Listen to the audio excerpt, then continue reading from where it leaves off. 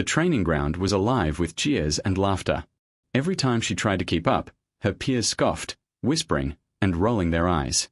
But then, amidst the chaos, a single voice, calm, commanding, cut through the noise. The Admiral spoke her call sign. Everything froze.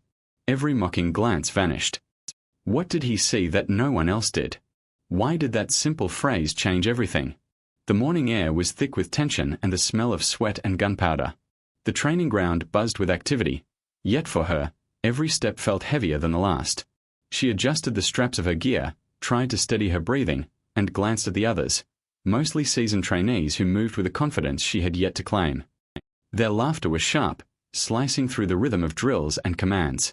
"Watch her trip over her own boots again," someone jeered from the far end. A ripple of laughter followed. She forced a small, tight-lipped smile, pretending it didn't hurt, but inside, the sting of humiliation burned. Every morning was the same story. She arrived eager to prove herself, and every morning, she felt the weight of their judgment pressing down. Her instructor barked orders, pushing the group through obstacle courses and tactical maneuvers. She tried to keep pace, muscles screaming, lungs burning, but every time she faltered, she could feel their eyes. A snicker here, a whispered insult there. "Does she even belong here?" one voice muttered. But giving up was never in her nature. She clenched her fists, forcing her legs forward despite the trembling.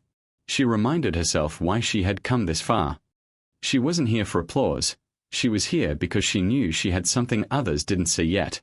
Something that mattered more than laughter or whispers. During a particularly grueling drill, she stumbled again, almost losing her balance over a high wall. Heads turned, smirks spread across the group. A hand reached out to steady her, but it was a classmate pretending to help while muttering, "Maybe you should just quit now." She ignored him, wiped the sweat from her brow, and pushed herself harder. Each repetition was an act of defiance, a silent message. She would not be broken by ridicule. But still, the mocking voices lingered, constant as a shadow.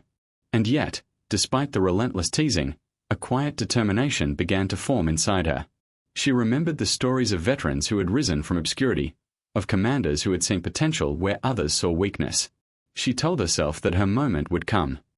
That someone, somewhere, would recognize the skill, precision, and courage she had been honing in silence.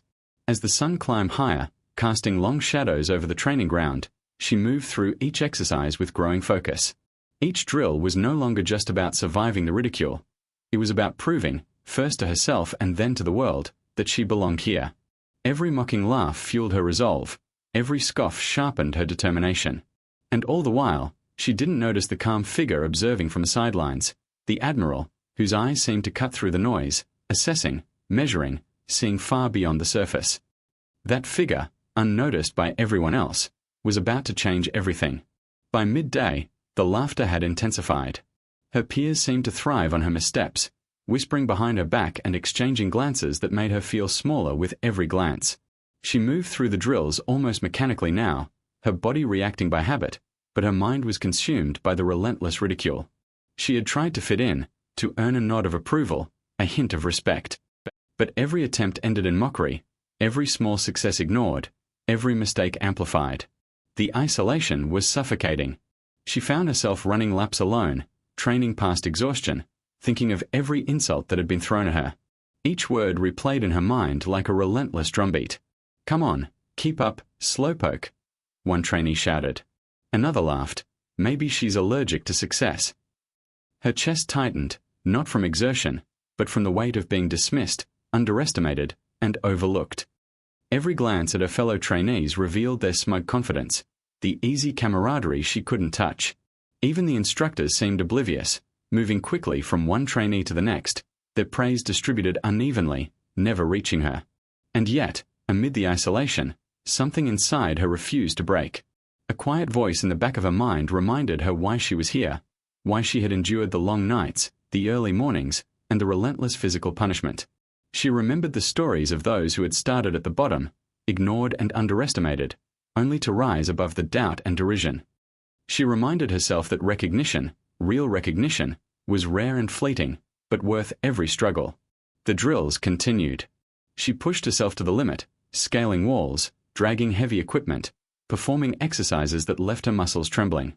Sweat stung her eyes, and her lungs screamed for relief, but she refused to stop.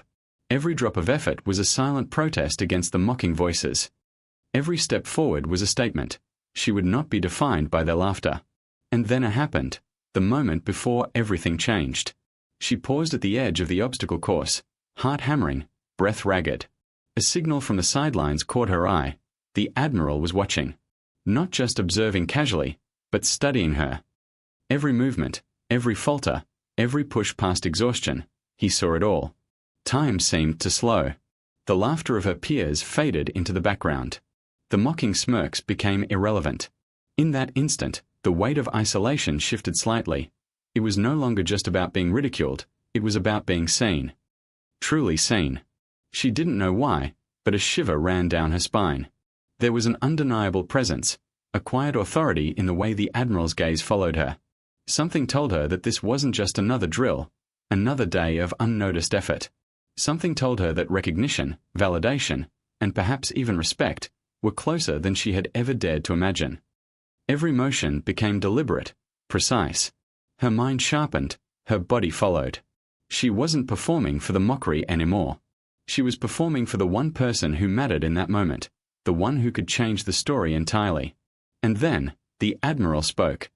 The training ground fell into an almost surreal silence. The laughter, the whispers, the mocking glances, all seemed to vanish in the space of a single heartbeat. The Admiral's voice cut through the noise, calm but commanding. Shadowhawk, step forward. Every head turned. Her peers froze mid-laugh, eyes widening in disbelief. Shadowhawk. Her call sign. No one had heard it before. No one had expected it. The words struck like lightning, electrifying the tense air. For a moment, she didn't move. Shock coursed through her veins, mingling with adrenaline. She had trained in silence, endured humiliation, and honed her skills far from the notice of anyone in this cohort. And yet here it was, the one thing that carried weight, the one identifier that held power. Her call sign wasn't just a name. It was a signal, a badge of skill, courage, and reputation that only the Admiral had acknowledged. Slowly, she straightened, lifted her chin, and stepped forward. The mocking smiles of her peers had vanished, replaced by something closer to awe, disbelief, and a tentative respect. Every footstep felt heavier than normal, weighted with anticipation and recognition. As she reached the Admiral, the world seemed to narrow, everything else fading into the background. The Admiral's gaze was steady, appraising, yet not unkind. "We've been watching," he said quietly, but with authority that carried across the entire training ground. "You've shown perseverance, focus, and resilience that most overlook. That is why you carry this call sign." The crowd murmured. Questions, doubts, and the remnants of their ridicule swirled in their minds. How could someone they mocked be worthy of recognition? How could someone they ignored command respect with just 2 words? She felt a strange surge of pride, but it was tempered with humility. She hadn't come here for recognition. She had come to prove to herself that she belonged. And now, in the eyes of the one person whose judgment mattered most, she had succeeded. The call sign was more than an acknowledgement. It was validation. It was the key that unlocked the door to everything she had been striving for. Her peers watched, some with admiration, some with lingering doubt, but none could deny the shift. The dynamic of the training ground had changed in an instant. She was no longer just the trainee who stumbled or struggled. She was Shadowhawk, recognized, respected, and seen for the skill and courage she had quietly cultivated. As she returned to her place, head held high, she realized the laughter had lost its power. The whispers no longer stung. The ridicule that had seemed so crushing now felt like a distant echo. What mattered was the acknowledgement from the one who truly saw her worth. The training ground had fallen silent for a reason. And in that silence, she discovered something she had always known deep inside. Strength isn't proven by avoiding failure or ridicule. It's proven by enduring it, standing tall, and letting the right people see the real you. From that moment on, everything changed. The jeers of her peers faded into memory, and a new chapter of her journey had begun.